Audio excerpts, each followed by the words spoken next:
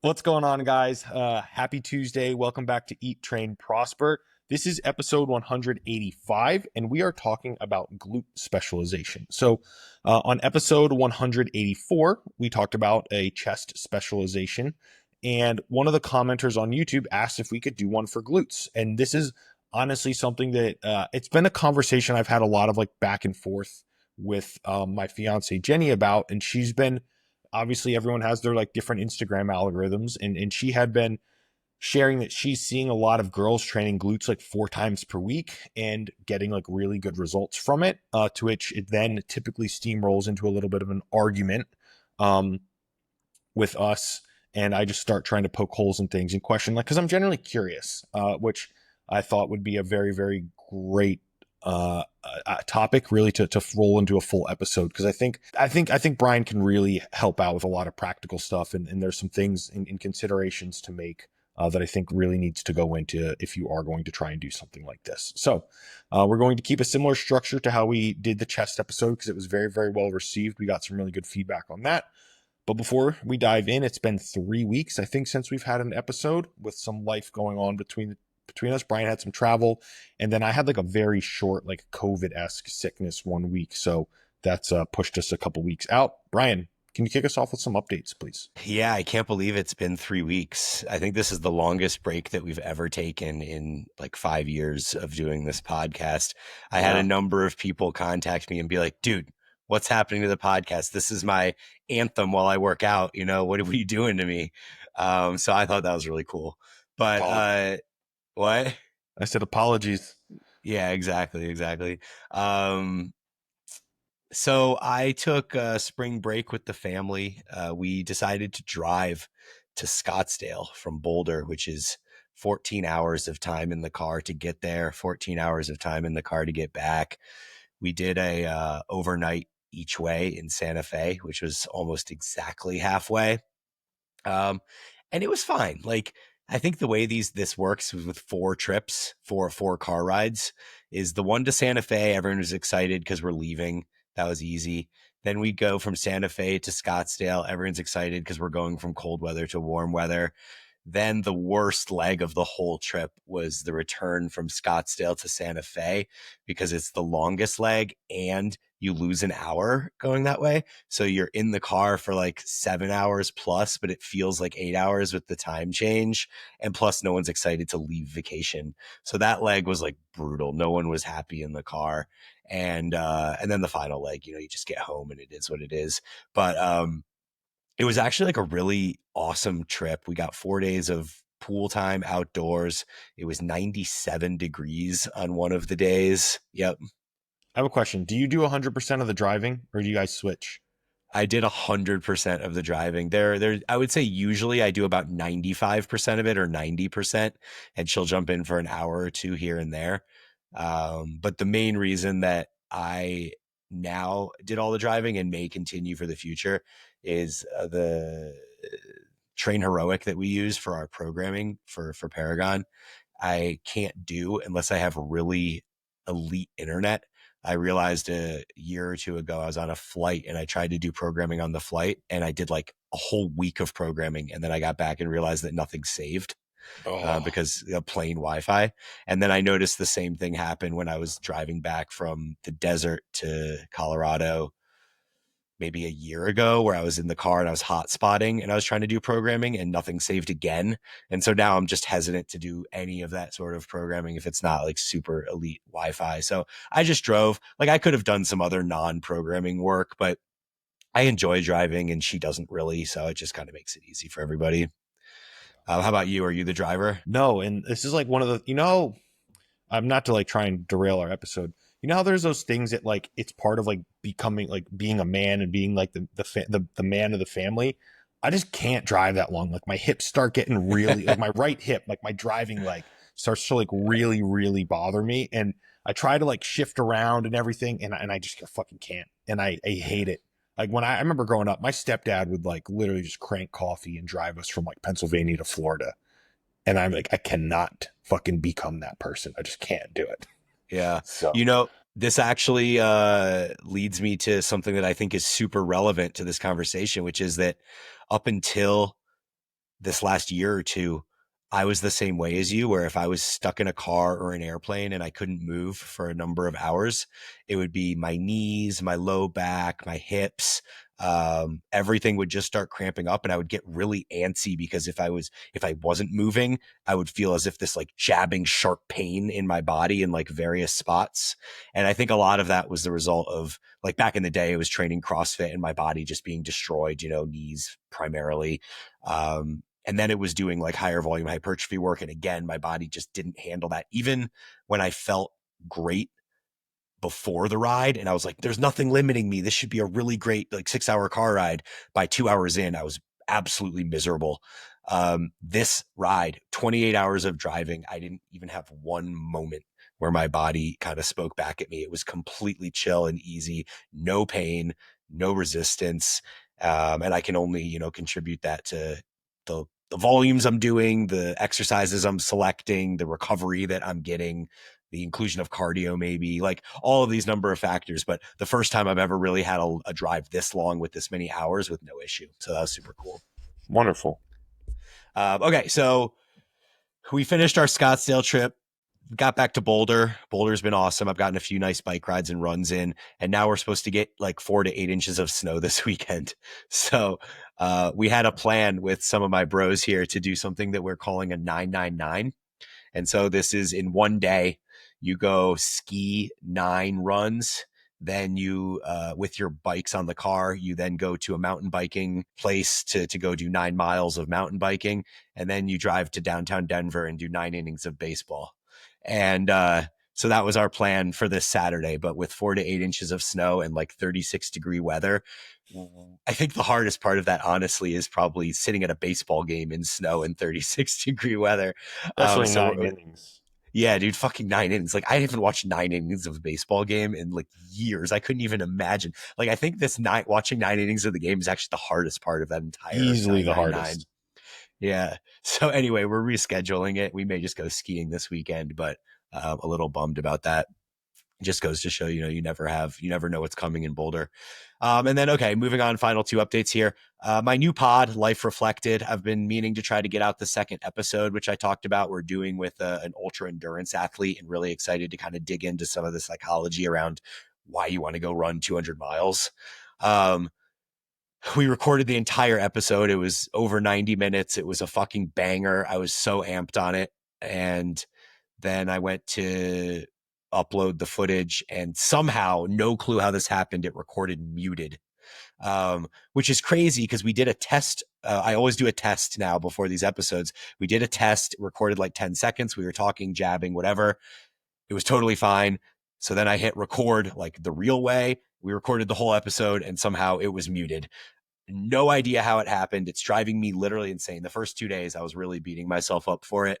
Anyways, the end result is we now need to just record the episode all over again. And then final update is I've been on this kick of 2 times a week full body training, and how great it's been for me during my cardio season in this warmer weather period.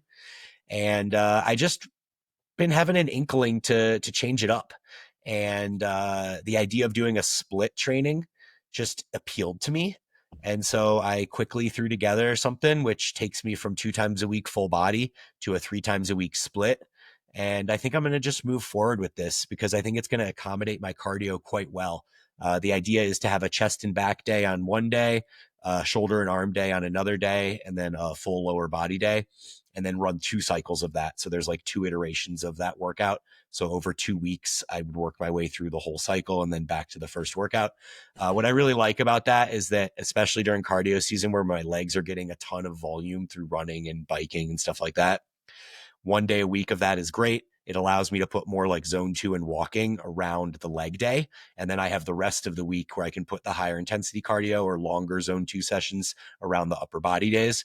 And it also allows me to hit the upper body twice per week for the same muscle groups. So I know I said I have a chest and back day and a shoulder and arm day, but basically the idea being that on the shoulder and arm day, I'll put some pull-ups, I'll put some dips, maybe some tricep push-ups, stuff like that. So I get a little bit of back work, a little bit of chest work. And then obviously on the chest and back day, there's plenty of triceps, biceps, and delts as auxiliary movements. So I'll be hitting the full upper body twice a week, hitting the full lower body once a week. Keep the sessions shorter, less accumulated fatigue, less systemic fatigue, etc. So just started that this week. I've done 2 of the 3 workouts, and looking forward to kind of trialing this approach over cardio season and seeing how it goes. Yeah.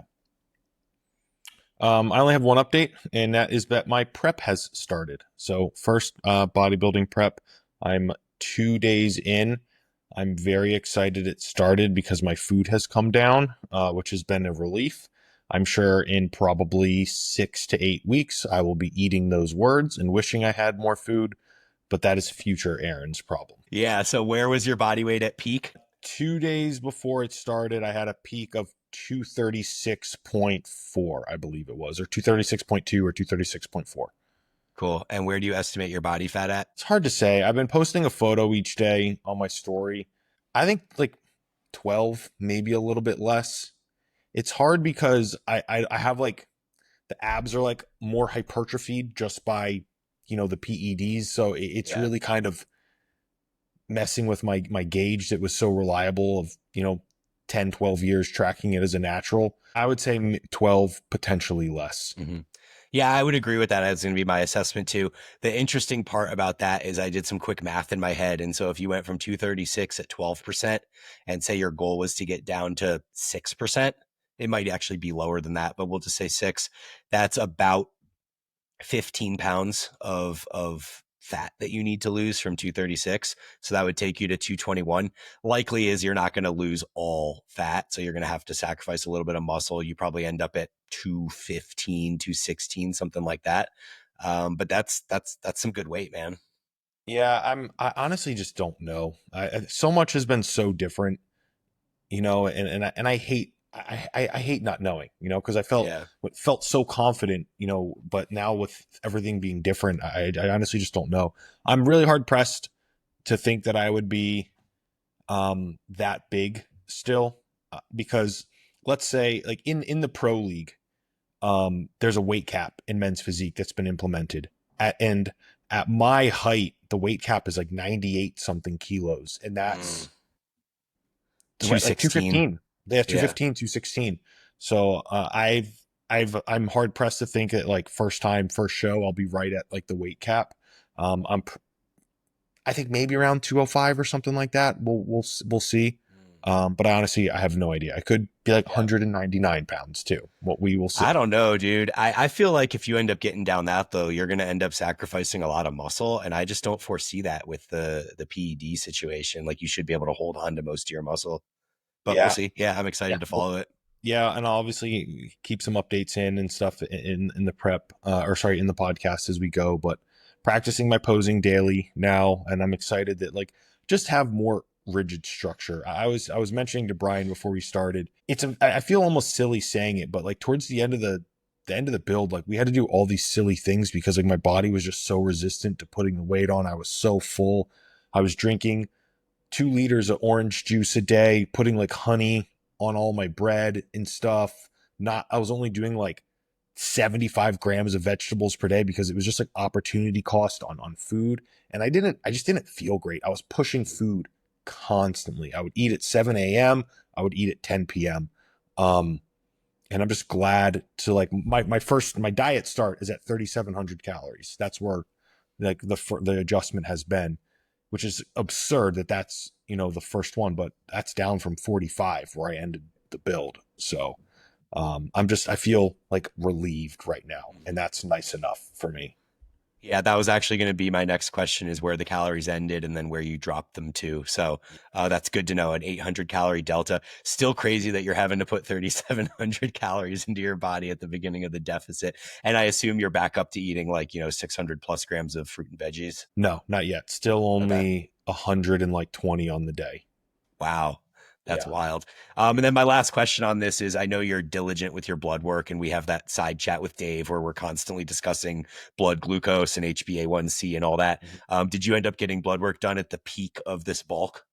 No, I messaged the lady who it's a very Bali thing. You like message some WhatsApp number and then they like orchestrate it. I messaged her a couple days ago and I just haven't heard back from her.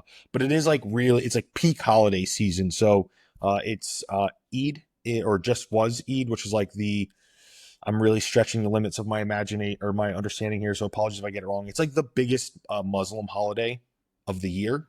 We're like at the end of Ramadan and that sort of thing. And then that correlates with like the biggest Balinese holiday. So we're like all in this period where everyone's on holidays and stuff. So I'm gonna get it done regardless, but I'm not gonna be able to capture like the peak. I'm probably gonna be like a handful of days into my build, or sorry, into my deficit. But I do want to see how like bad things look at what should be one of the worst times. Yeah. I wonder how much 1 week of deficit changes that. Like I think at least for the fasting blood glucose number, I think you get a bit of a change, but the HbA1c probably shouldn't be so different. No, it shouldn't. The HbA1c shouldn't really change at all. Yeah. Yeah.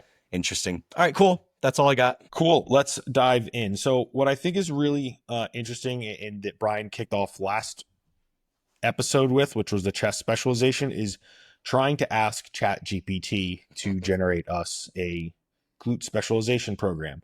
And let me see if I can fire up my prompt that I use because I really tried to use a very intelligent prompt, and by no means am I a fucking wizard with ChatGPT, but I tried to be really um I tried to Precise. make it as good as I could, right? So I want to read the prompt. So my question was, I want you to role play that you are a highly respected, experienced, and educated bodybuilding coach that specializes in helping women drastically improve their glute development.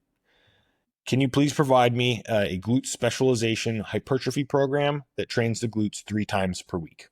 Right. So I tried to steer it in a direction that I wanted. Mhm. And the response we got out of it was here is a glute specialization hypertrophy program designed specifically for maximum glute development in women, science backed, prioritizing mechanical tension, metabolic stress, and progressive overload with a mix of compound movements, isolation, and various rep ranges. So, what I thought was pretty interesting, and I guess not, right? It still picked up on the metabolic stress component, but I would say you have to be pretty in the know and new in the know within like the last, what do we call it, like 2 maybe 3 years max to be in the loop that like the metabolic stress component is being like less accepted as a mechanism. Would you agree with that, Bryan? Yeah, for sure. I think, 7, 8, 9, 10 years ago, metabolic stress was highly considered to be one of the three mechanisms of hypertrophy, up there with mechanical tension and uh what am I missing right now? Metabolic stress, mechanical tension, and Oh, uh, why am I muscle swelling? Anyway, yeah, I think it's muscle swelling. Like the pump or whatever. Yeah, I'm pretty sure that yeah, was the other can't one. remember. Okay, so of those three, I think it was considered to be, one of the equal three. So now I think, yeah, it's moving in the other direction where maybe mechanical tension is the primary one.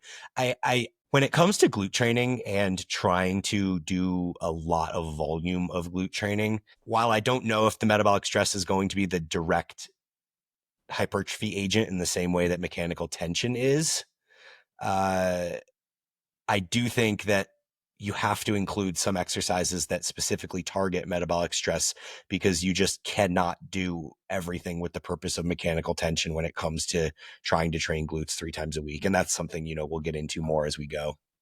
But Yeah. looking at this program from ChatGPT, like I think the way that you queried it made this program slightly better than the chest one, where I just wrote, write me a hypertrophy chest specialization cycle. And the way that I think we laid out the chest one was that they gave me the same workout and it was meant to be done 3 times a week. Whereas in this one, it gives us 3 different workouts that are each done once a week. So they have a glute strength and power day. They have a glute pump and metabolic stress day. And then they have a glute isolation and hamstring emphasis day. And so I think there's a lot of problems with this program, especially with the exercise selection across the different days and stuff like that. And we'll get into all the nuance there. But one of the things that I like that they did that was in my brain when I was thinking about how I would design a 3-day glute specialization cycle is the separation of a day that is glute and quad focus and a day that is glute and hamstring focus, because this allows you to not have to completely massacre your quads multiple times a week to train your glutes multiple times a week, nor do you have to massacre your hamstrings multiple times a week to train your glutes multiple times a week. So I think this allows you to manage fatigue and exercise selection in a much better manner than it would be if you just had like 3 nominal glute days that weren't emphasized by quad or hamstring focus. So I really like that aspect. And just to add on the back end of that a little bit, the reason that that needs to be an emphasis is basically because of the size of those muscles, right? And the like recovery, impacts and the CNS impacts on the training, the movements that train, like the lengthened bias movements that train those muscle groups, right? You can't just, it's not like a lateral delt where you can like do it on Monday and then like do it on Wednesday and put 3-4 sets into it and have no issues. Like if you put 3 sets into an RDL on Monday, you're not going to be able to like come back and hit like a really heavy unilateral leg press like without any overlapping fatigue. Like you will have unless it's like the sole exercise that you're doing, right? And that's a note that we have a little bit later in the episode around like a full body versus what we were calling like an actual glute specialization. But go ahead, Bryan. Yeah, so I think like to that point, kind of by separating out like the day one where you might have more of that hamstring glute focus. So it's like the RDL is your primary movement of choice. You wouldn't come back on Wednesday and want to then go ham on like a 45-degree hip extension necessarily. Doing the single leg press maybe would be a little bit more accommodating because one is like a pressing movement with the quad focus and then the other one is like more of a pulling movement with the hamstring focus. So I think in that example, I would be more willing to kind of accept that because the glutes are also like, yeah, they're both training glute max in that position, which there is going to be some crossover.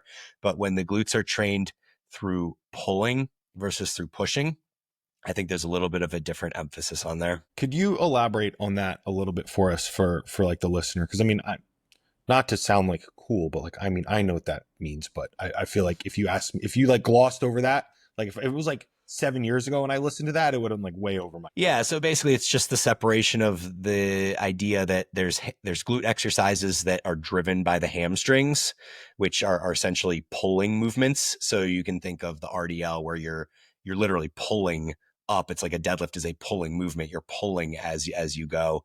And then comparing that to a pushing movement, which would be any sort of squat or split squat variation where you're taking your thigh, you're getting more knee bend. So in like an RDL as a hip hinge where you're more sending your glutes back, your hips back and stretching the hamstrings. In the push patterns, you're actually not really engaging the hamstrings at all and you're getting more knee flexion. So it's not as if you're getting knee flexion to the point where it would be like a quad based movement where you're really trying to drive the knee over the toe to emphasize the stretch in the quad. The difference is that as you do the push movement, which does involve the quads, you're trying to keep the shin much more vertical at the bottom so that knee isn't coming out over the toe. And your point of stretch, the thing that's getting the most tension at the bottom of the rep, is going to actually be the stretch that occurs in your glute. Because imagine you're doing that leg press where you're putting your foot like a little bit higher up on the platform. And as that platform descends down and your knees come into your chest, the shin still is vertical in relation to the platform that you're pressing against. And so therefore there's actually no hamstring involvement or very minimal hamstring involvement. And the movement is initiated through pressing into the movement. So the leg press as opposed to like a deadlift or a RDL, which would be more of like a hinge and a pulling movement. Wonderfully explained. Yeah. So I love that they separated that out into glute and glute with quad and then glute with hamstring. They have another day that's just called glute strength and power. And so the issue I have with this setup, if we're going to just get super nitty gritty and hate on ChatGPT, is that every single one of these days has massive lengthened overload movements. So like there's a Romanian deadlift for 3 by 8 to 10 and a Bulgarian split squat for 3x8 to 10 on the first day. And then on the last day, day 3, it's Nordic hamstring curls and Romanian deadlifts and step ups with a slow negative. So I mean, you're getting so much fatigue and so many of these long lengthened movements on all of the days. Like the middle day has hack squat, reverse lunges.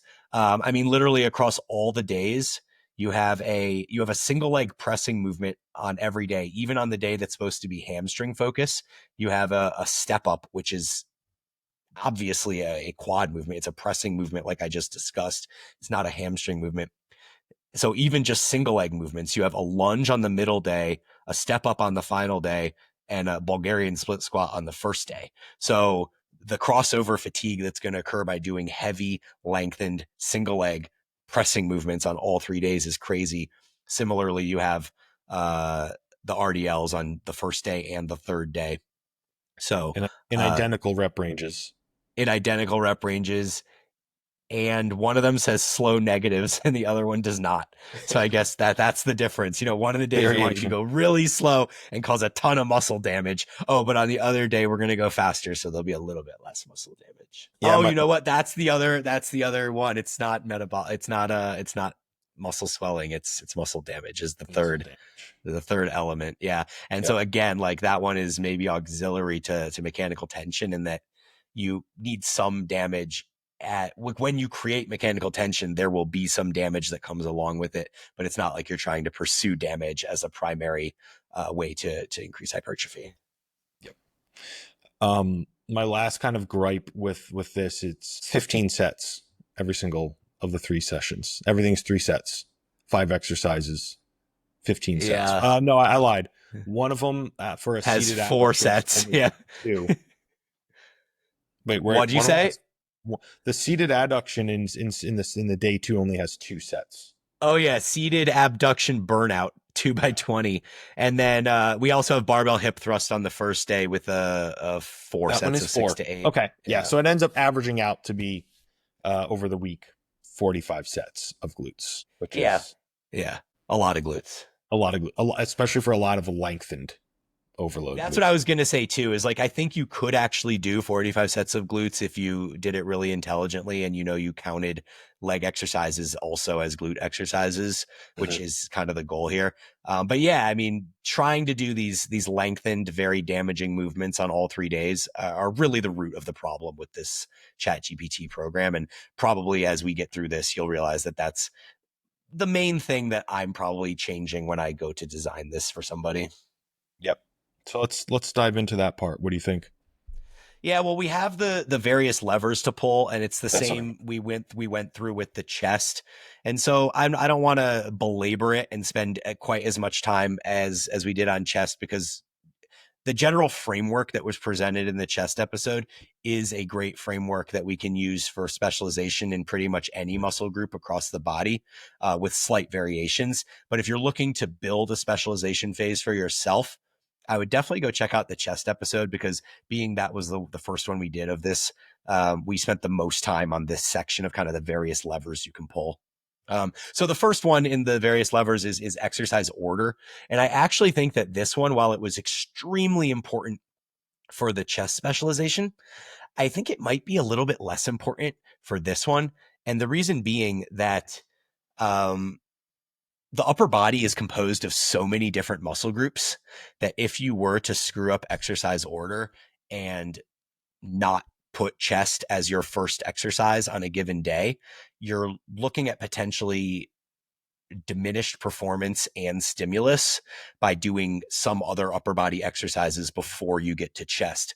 With the glute work, I think in most cases, the glute work's probably just going to be on a lower body day. And so any lower body movement that you choose is likely going to target the glutes in some manner.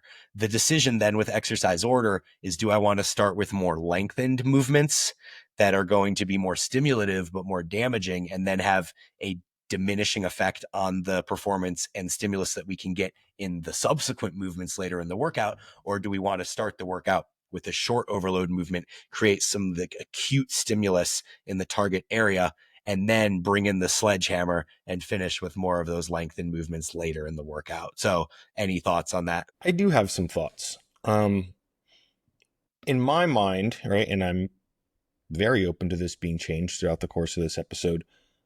If I'm trying to program this 3 times per week, right, or 3 times in a cycle, which I think in a perfect world would be about 8 days, the way that I'm thinking about it. Yeah, I agree.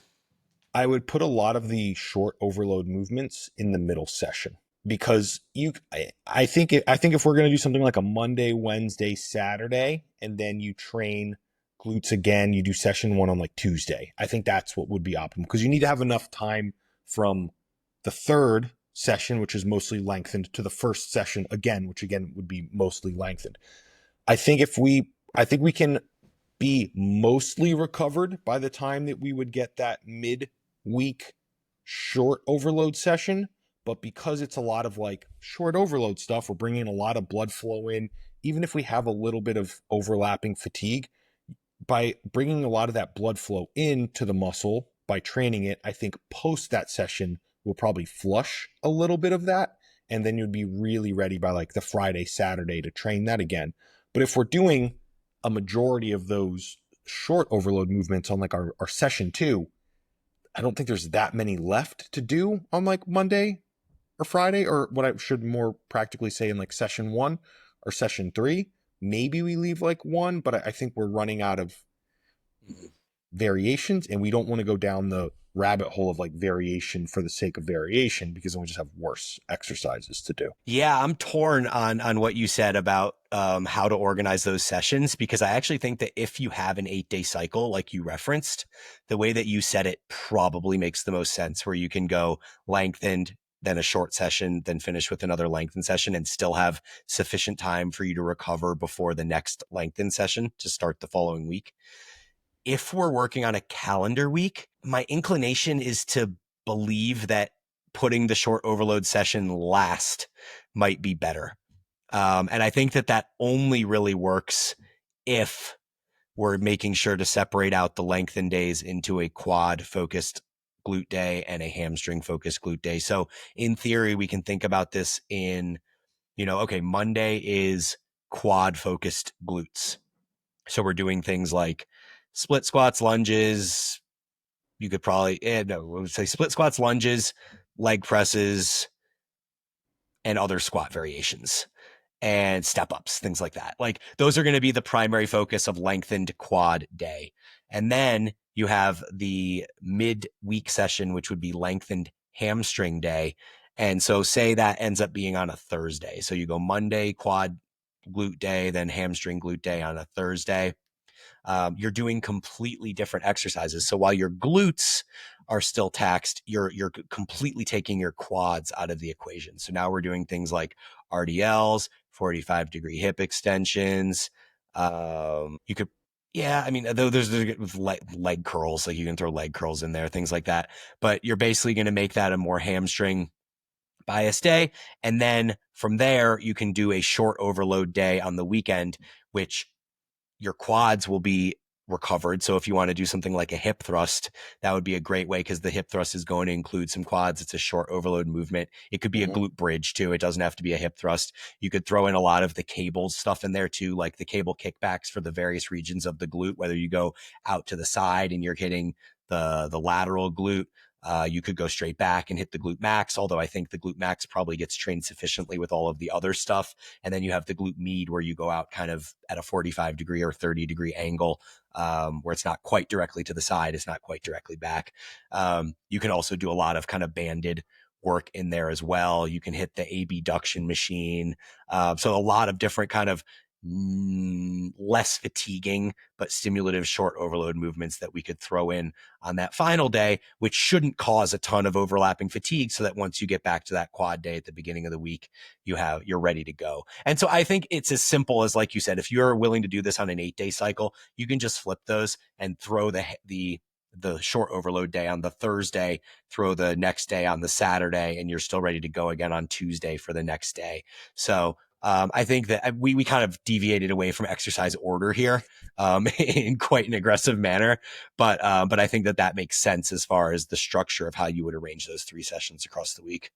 I love that. I think, and in in to your credit, I think the 7 day is what most people will be much more inclined to do. Like even myself, right? I have all the time in the world and that sort of thing, relative.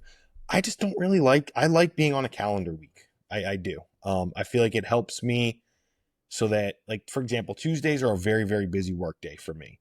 When I was working on a non-calendar week and Tuesday would be legs, like what would already be a stressful day goes into like a I don't even know if I want to do this anymore kind of day, you know. So I think for various reasons, people like the calendar week, but I do like that. I mean, I think your answer was wonderful, and the whole reason I wanted to do this episode is like I think to do this glute specialization well, like it requires a really thought out programming approach to Mm-hmm. not have pretty significant overlapping fatigue, which significantly impairs your performance and then prolonged ability to progress. Yeah. Yeah, for sure. No, I agree completely. As an exercise order here, I think given that we've separated these days out into kind of like two lengthened days and then a short day, I think that the exercise order is just slightly less important here because all of those lengthened movements that you do are going to be quite fatiguing and quite stimulative in their own right. And so whether you decide to start your day with the hip extension or the RDL, or you decide to start it with a step up or a reverse lunge or something like that, I don't think that that moves the needle as much as some of these other categories where I think in the chest specialization, the exercise order was quite important. So Definitely. the next one we're moving on to is proximity to failure. This one is going to be, as always, dependent upon how much volume you're doing. So if we take this model from ChatGPT and we assume that similarly we might be doing shit, even if it's not 45 sets a week, call it 30 sets. I mean, that's still a shit ton of volume for glutes. Um, I think at that point, you do have to have some of these sets that, or the majority of these lengthened sets that are not going to failure. I had a consult with a guy actually yesterday, and he is a low volume trainee. He prefers to just go to the house and take everything to failure.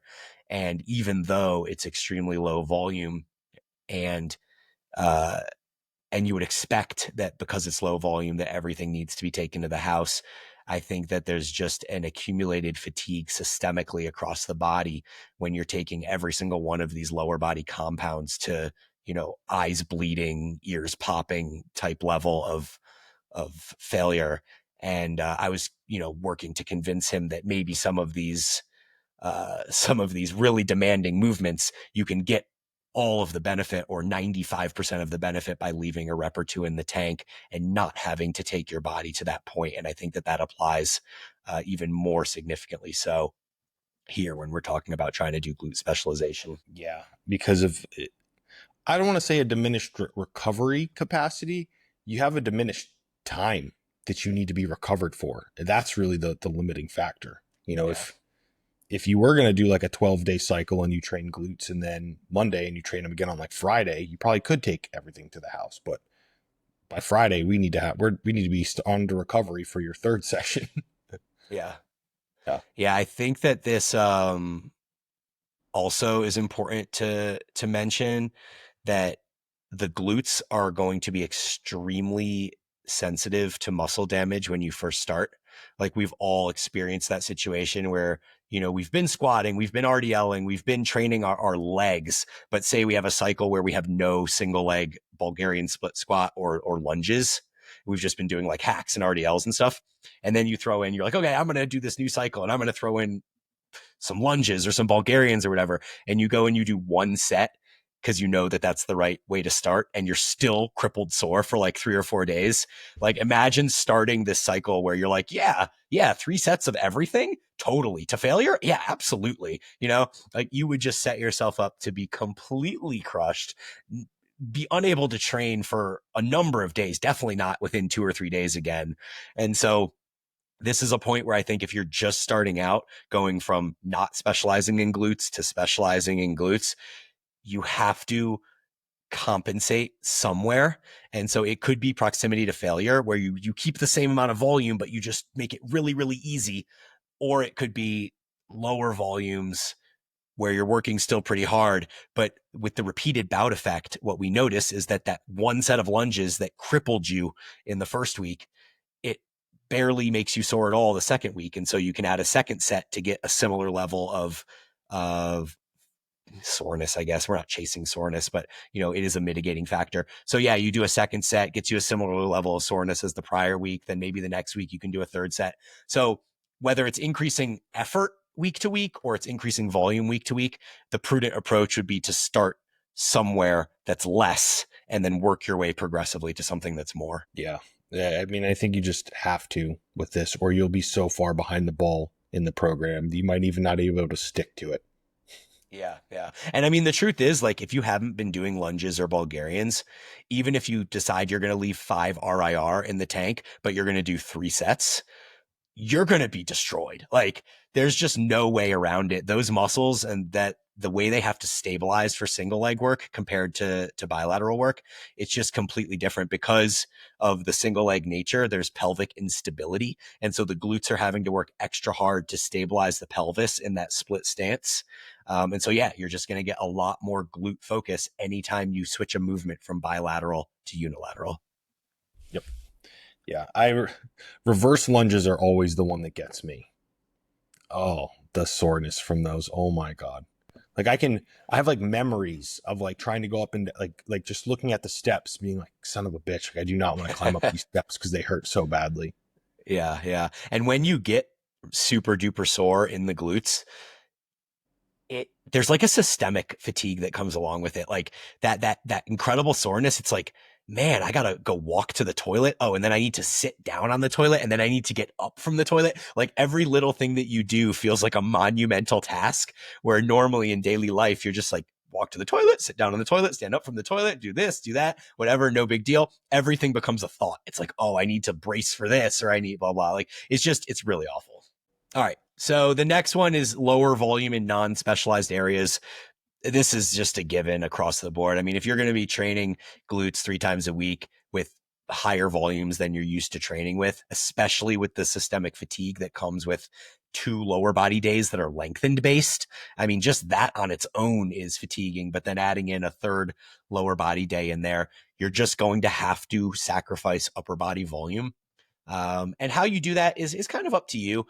My thought would be that, a 5-day-a-week program probably works. So you end up with 2 upper body days in there. But likely, you want to keep that volume on those upper body days down. It should be quite low. Like what is our maintenance volume for a given muscle? Probably somewhere between 2 and 6 sets, depending on proximity to failure, exercise selection, training age, number of factors go in there, but I would say 2 to 6 sets per muscle group of non-specialized areas is sufficient. So if you have 2 upper body days, that could literally be 2 sets of chest on one day and 2 sets of chest on another day, and that gets you right into the middle of that kind of 2 to 6 maintenance range. Same thing for the other muscle groups too. You could probably ramp that up a little bit on back, but you probably don't have to. So yeah, I think, having some relatively short to the point upper body days and making the majority of your focus the lower body days just makes the most sense. Yep. And just a little addition there, allowing for additional recovery capacity helps with that. Yeah. I was telling the guy that I consulted with yesterday about how, there's studies and case studies, at least. I don't know about proper research, but case studies of power lifters that end up getting injured in some part of their body where they can't do one of the movements. So like imagine you got a lower body injury and you couldn't deadlift or squat, but you can still bench. The case studies that show the bench performance just skyrocketing through the roof. People that have been training decades finally setting new PRs in the bench, all because they stopped doing other stuff, not because they started benching more necessarily, but because they opened up recovery resources by doing less elsewhere. And the same idea needs to be applied here to any sort of specialization phase. Next one is frequency. We pretty much covered that already. I don't see a world in which you can do more than 3 times a week glutes unless the majority of your days are short overload focused instead of lengthened focused. So I could imagine a scenario where maybe you have one lengthened exercise on a Monday and then a bunch of short overload stuff. And then you have one lengthened exercise on a Friday with a bunch of short overload stuff. And then you have more short overload stuff on Wednesday and Sunday or something like that. Like I could imagine a scenario in which you're doing glutes 4 times a week, but I think that the critical nature of avoiding lengthened movements decreases the total amount of quality exercises that you have to choose from.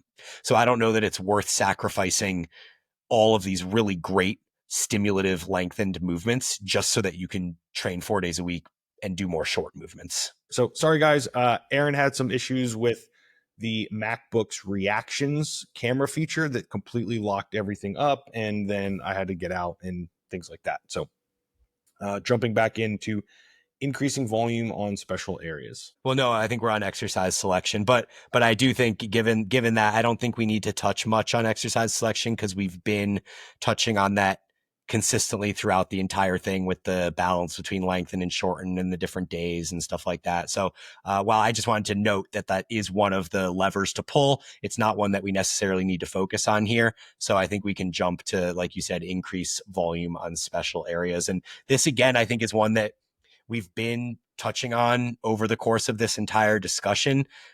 We increase the volume on the specialized areas and decrease the volume on the non-specialized areas. What you'll notice in this exercise order, or in the levers to pull order, I tried to put them in order of importance, at least what the importance was for the chest specialization, and they're a little bit different here.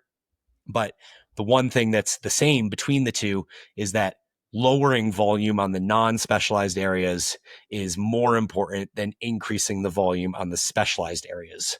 And this goes into what I was just talking about with the powerlifting example, where it's not even like you have to increase your volume on the bench press. If you just stop deadlifting and squatting, your bench press will improve. And so the same thing here. It's like you could just cut everything else in your program, but keep doing the same amount of glute work that you were doing. And it's likely that your glutes will respond simply by the fact that you're opening up recovery resources. So this goal of increasing volume on these specialized areas, while vital and important, is secondary to lowering the volume on the non-specialized areas, which I just think is very important to mention because we don't want anybody to try and do a specialization cycle like this without first lowering those volume on the non-specialized areas. Yeah, it just becomes a little bit impractical, and it ends up being one of those things where it's like, where do you draw the line, right?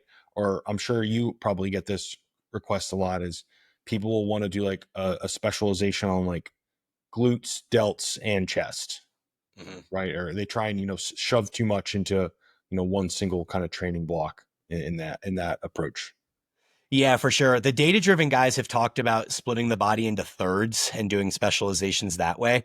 So in one sense, like you could do like 2 or 3 muscle groups specialized, but it becomes significantly less specialized when you're choosing multiple muscle groups. And we're not talking about doing that is not the goal of this discussion. Our discussion here is about specializing in the glutes, and thus they become the sole focus of specialization, and therefore everything else kind of moves on to the back burner. The interesting thing about glute specialization, though, is that by proxy, you're almost sort of also doing a lower body specialization because you're having 2 full lower body days with length and overload movements, etc.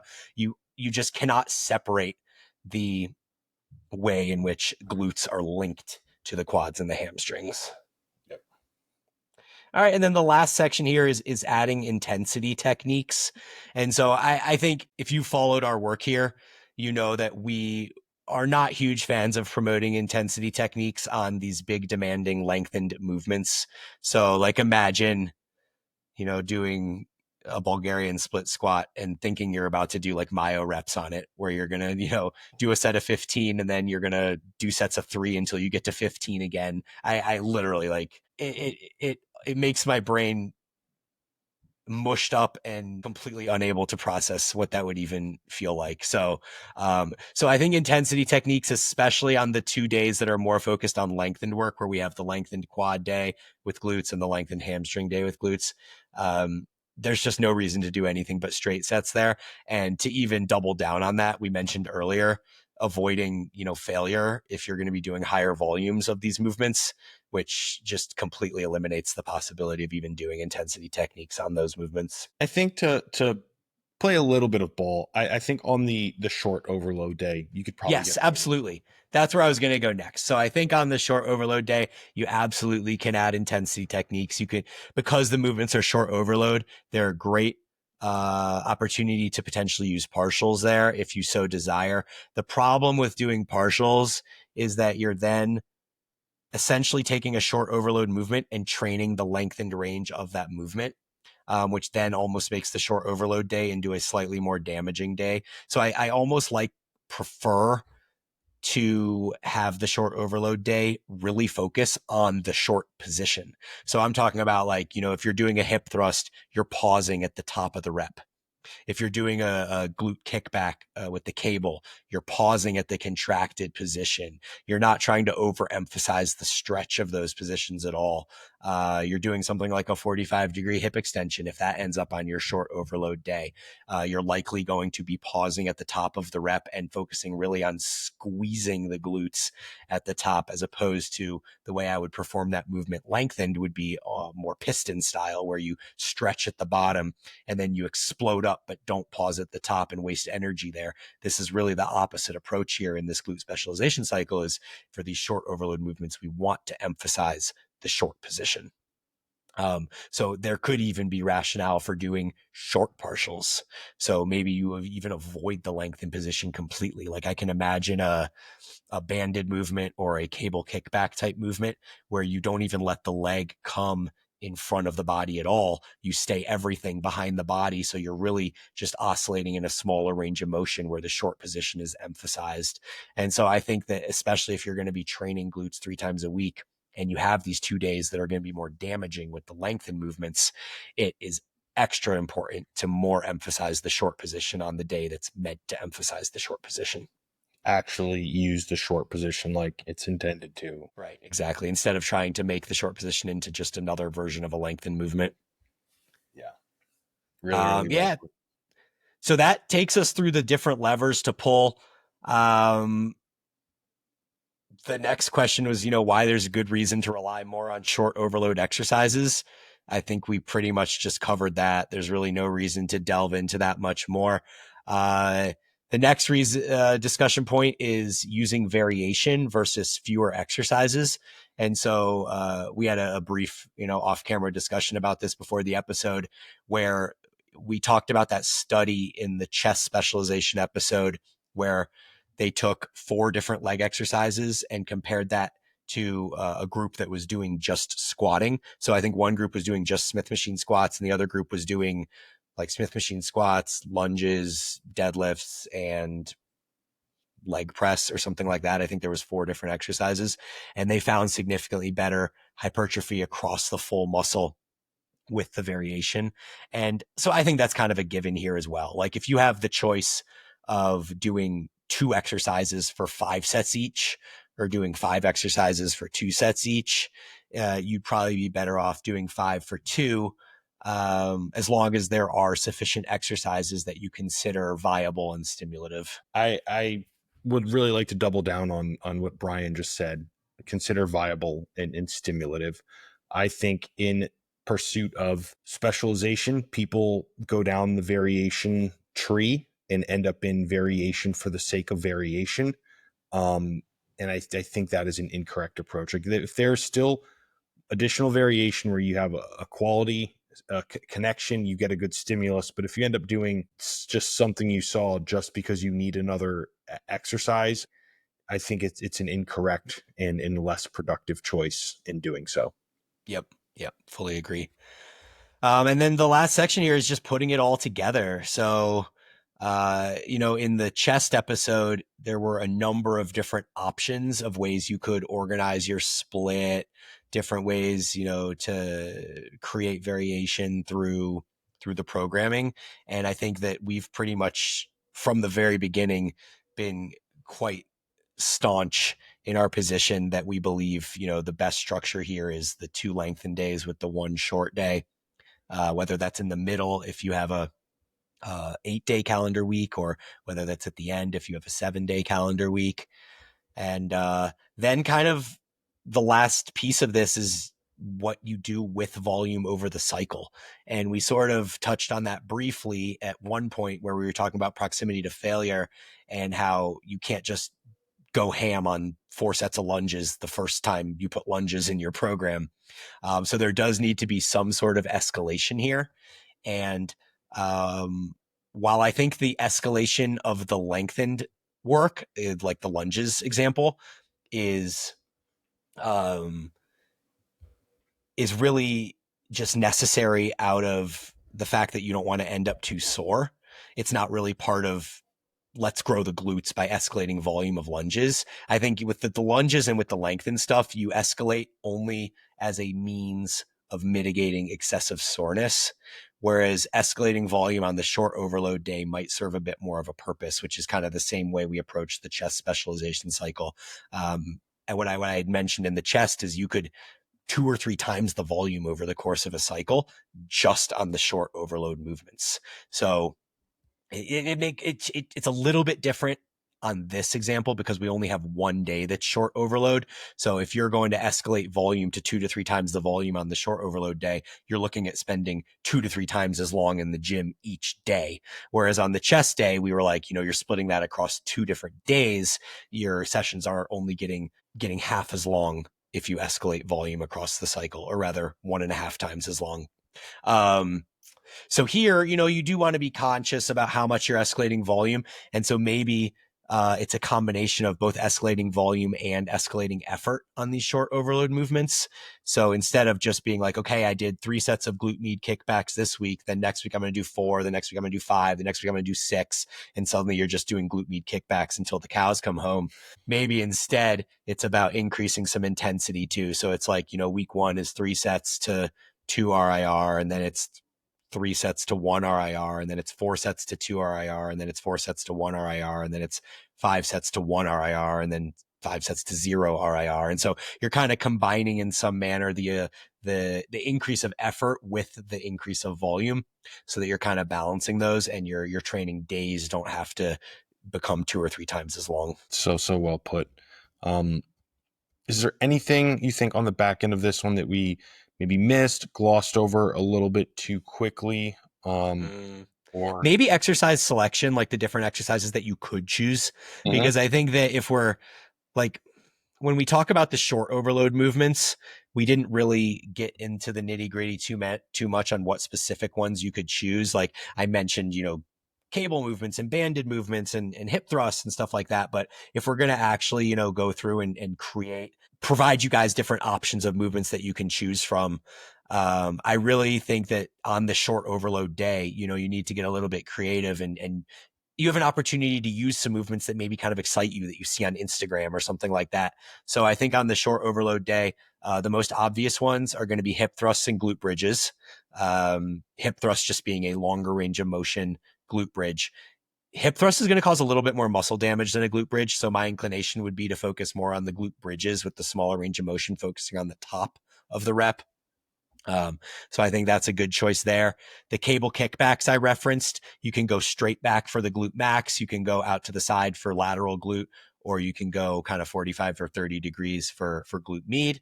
The glute med and the lateral glute definitely get less stimulus unless you train them directly. So when you're doing your split squats, your lunges, your leg presses, your RDLs, most of these movements are going to focus more on your glute max. So by doing some of these more lateral based glute movements that obviously have to be done single leg because you're kind of moving out to the side of your body, I think that's where a lot of value lies when it comes to specializing in glutes, just because that area doesn't get trained sufficiently otherwise. A lot of the same movements can be done with bands. So for people that don't have cables, we've been incorporating a lot of kind of banded abduction type movements where the leg is moving out away from the body. That works quite well. You can use the abduction machine if you have access to one of those. If you do not, you can put bands around your thighs and you can abduct in a seated position, kind of emulate that machine with bands. Mhm. Um, Yeah, I mean, I think, when we get into the short overload options, those are the primary ones that I would focus on. Am I missing any obvious ones? The only thing that came to mind was like the unilateral forms of like the glute bridge and those sorts of things. But Yeah. the hard thing is so much of the lateral and mead related stuff is going to be unilateral anyway. It just becomes time prohibitive if you're doing 5 unilateral exercises. Yeah, for sure. And then there's a new exercise that Brett Contreras just put out on Instagram a couple weeks ago called I the saw this. dumbbell kneeling hip raise. And I actually thought it looked pretty cool, and I programmed it for one of the programs at Paragon just to kind of get some feedback from people and see what they think about it. And so it's appearing for the first time on Thursday this week. We just started a new cycle at Paragon, so if anyone wants to jump on, but anyways, that exercise, you probably just want to go to Brett's page and check it out. But you're kind of kneeling on a bench with one leg, almost as if you were going to do a one-arm dumbbell row. But then once that arm is hanging down long from your shoulder, instead of rowing it up, instead you just rotate your hip up to the side of the leg that's kneeling on the bench. So the leg that's off is in the same, the leg that's off that's planted on the ground is the same leg that is in the hand of the dumbbell. And then you're going to rotate your hip up. It's actually a lengthened overload movement. So even though it's an isolation movement for the glute, it is lengthened overload in that it's almost like doing the bottom of an RDL over and over and over again. So I'm really curious to see how people feel about that. But I think that has potential to be a really nice addition into a glute specialization cycle as well. Yeah, I saw that. I thought it was like pretty innovative and looked to be worthwhile of people, attempting to use and put in. I feel like in this day and age, we don't get too many new kind of like true innovations on things. Like, sure, people do like the stupid. Sorry, I shouldn't say stupid.